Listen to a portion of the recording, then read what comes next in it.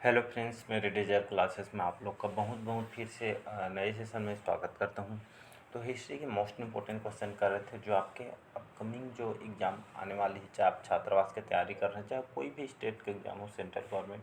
तो आपको जो हिस्ट्री के क्वेश्चन हैं जो भारत के, ये आपके सभी एग्ज़ाम को कवर कराएंगे। यहाँ पे जितने भी क्वेश्चन लिए हूँ मैं तीनों, चाहे आपके मॉडर्न और आपका एंशियंट और यहाँ पे सभी अंदर तीनों चैप्टर का हिस्ट्री के मायने में मिक्स क्वेश्चन लिया है। 100 इम्पोर्टेंट MCQ है, तो सारे क्वेश्चन इम्पोर्टेंट है, तो इसको बार बार इसको रिवाइज कीजिएगा। सारे क्वेश्चन आपके एग्जाम में आए हुए क्वेश्चन हैं। तो चलिए सेशन को बढ़ाते हैं। लगभग 35 क्वेश्चन, 35 क्वेश्चन पिछले क्लासेस में किए थे, तो यहाँ से हम आगे बढ़ेंगे 36 से।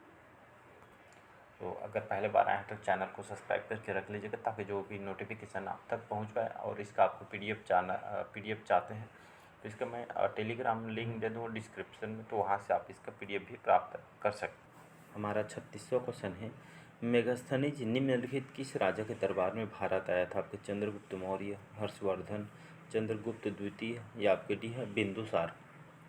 इस का जो करेक्ट आंसर हो जाएगा आपका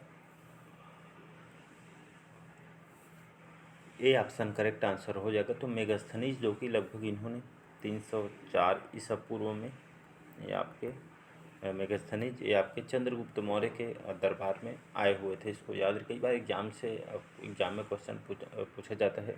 तो मेगास्थनीज चंद्रगुप्त मौर्य के जो राजा थे, इनके दरबार में भारत आए थे 304 ईसा पूर्व में।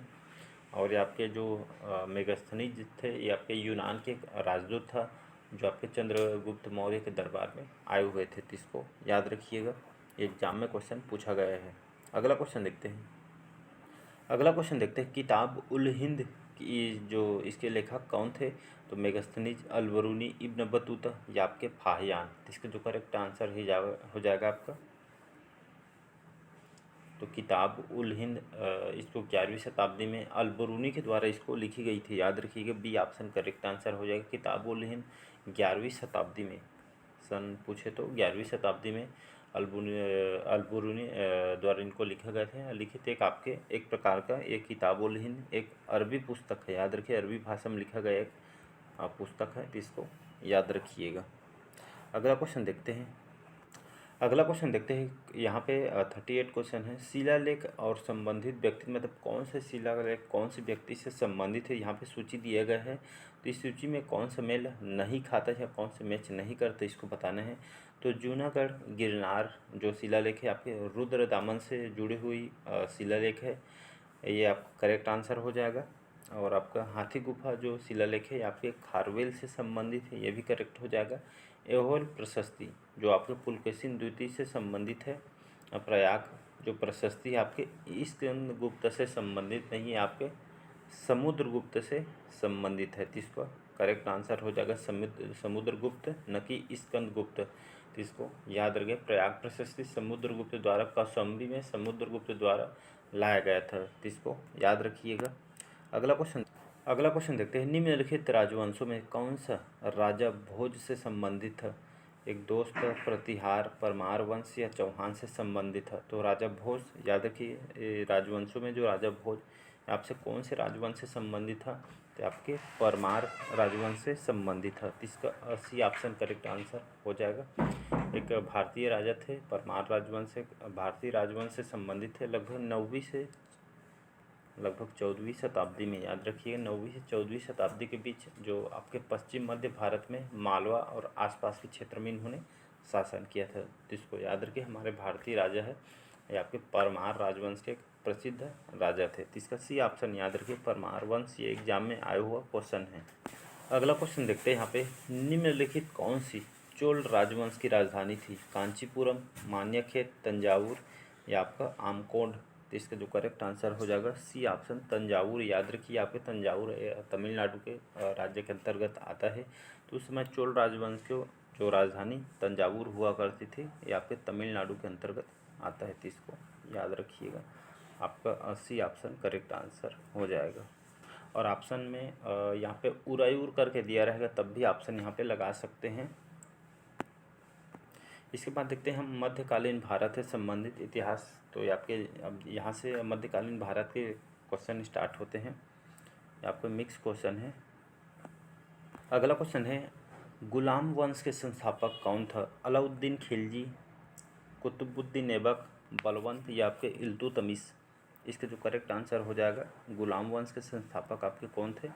तो आपके इल्तुतमिश था। आपका डी ऑप्शन करेक्ट आंसर हो जाएगा। तो इल्तुतमिश गुलाम वंश का इनको वास्तविक संस्थापक कहा जाता है। और कुतुबुद्दीन ऐबक के मृत्यु के बाद इल्तुतमिश जो लगभग 1210 ईसा पूर्व में इन्होंने दिल्ली के इनको सिंहासन पर बैठाया गया था, राजगद्दी पे। जिसको याद रखिए, दिल्ली का शासक बनने से पहले यहाँ पे बदायूं का राजा था, तो इसको याद रखिएगा। अगला क्वेश्चन देखते हैं यहाँ पे, मोहम्मद गजनी ने सोमनाथ मंदिर पर ये आपका आक्रमण कब किया था? तो 1001 ईस्वी में, 1008 ईस्वी में, 1027 ईस्वी में या आपके 1025 ईस्वी में। तो मोहम्मद गजनी ने सोमनाथ मंदिर पर ये आपका आक्रमण किया था 1025 ईस्वी में किया गया था, याद रखिएगा। तो महमूद गजनवी ने 1025 ईस्वी में सोमनाथ मंदिर में आक्रमण किया था। सोमनाथ मंदिर वर्तमान अभी ये आपका गुजरात राज्य के अंतर्गत आता है, इसको याद रखिए। ये भी एग्जाम में क्वेश्चन पूछा गया। तो सोमनाथ मंदिर अभी कौन से राज्य में स्थित है? तो याद रखिए गुजरात में स्थित है, इसको याद रखिएगा। अगला क्वेश्चन देखते हैं, विरोधियों के प्रति लौह और रक्त की नीति किसने अपनाई थी? बलबन के द्वारा, औरंगजेब के द्वारा, फिरोज शाह तुगलक के द्वारा या आपके सिकंदर लोदी ने। तो इसका जो करेक्ट आंसर हो जाएगा, गयासुद्दीन उनको बलबन कहा जाता है, तो इसका ये ऑप्शन करेक्ट आंसर हो जाए। तो इन्होंने विरोधियों के प्रति, अपने दुश्मन के प्रति लौह रक्त की नीति इन्होंने अपनाई थी, आपके गयासुद्दीन बलबन ने। याद रखें, सन 1862 में जो जर्मन नेता बिस्मार्क के भाषण का शीर्षक रक्त और लोहा था, जो आगे चलकर यह नीति बनाया था। तो इसको याद रखिए, भारत में रक्त और लोहा नीति के अपनाने वाला आपका बलबन था, तो इसको याद रखिएगा। अगला क्वेश्चन देखते हैं, प्रसिद्ध कवि अमीर जो खुसरो थे, जो कि कवि थे, ये आपके किसके दरबार में रहता था? तो फिरोज शाह तुगलक, गयासुद्दीन बलबन, इल्तुतमिश या औरंगजेब। तो इसका जो करेक्ट आंसर हो जाएगा, आपके जो गयासुद्दीन जो बलबन थे, तो इनके दरबार में जो अमीर खुसरो जो कवि थे, इनके दरबार में रहते थे।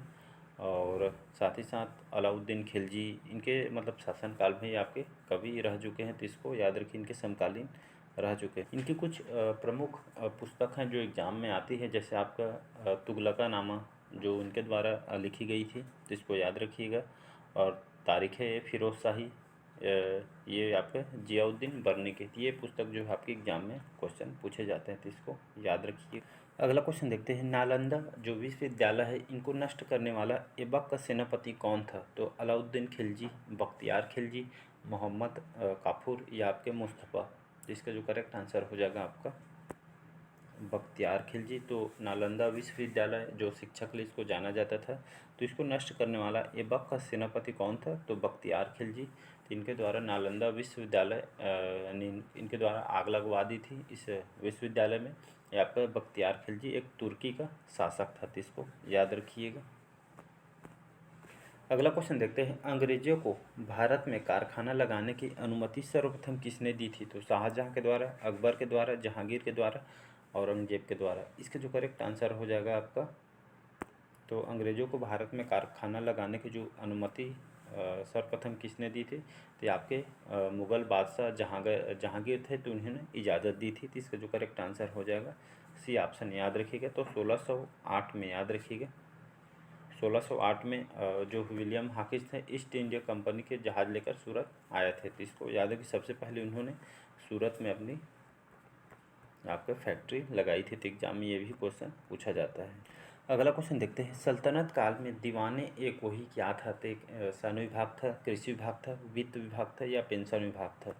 इसका करेक्ट आंसर हो जाएगा, ये आपके कृषि विभाग से संबंधित है। तो सल्तनत काल में आपके दीवाने को ही, या आपके लोगों के लिए कृषि विभाग और उनकी ये विभाग जो है देखभाल, उस मालगुजारी व्यवस्था वगैरह ये देखभाल करने के लिए भूमि और खेती योग्य बनाना इसका मुख्य उद्देश्य था। तो इसी के अंतर्गत यहाँ पे कृषि विभाग के लिए इसको बनाया गया।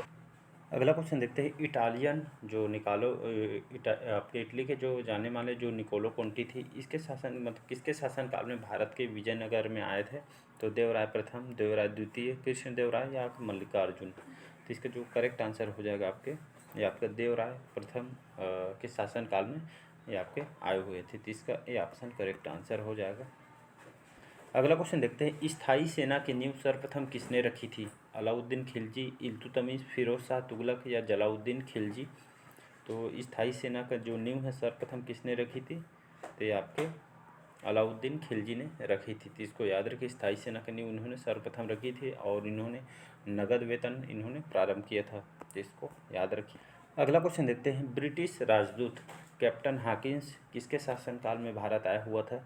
तो जहांगीर, अकबर, शाहजहां या आपका औरंगजेब। इसका जो करेक्ट आंसर हो जाएगा, मुगल सम्राट जो जहांगीर के शासनकाल में एक कैप्टन हॉकिंस और सन थॉमस भारत आए हुए थे। इसको याद रखिएगा। तो चलिए आज का सेशन यहीं तक रखते हैं, बाकी जो क्वेश्चन हम नेक्स्ट पार्ट में कवर कराएंगे।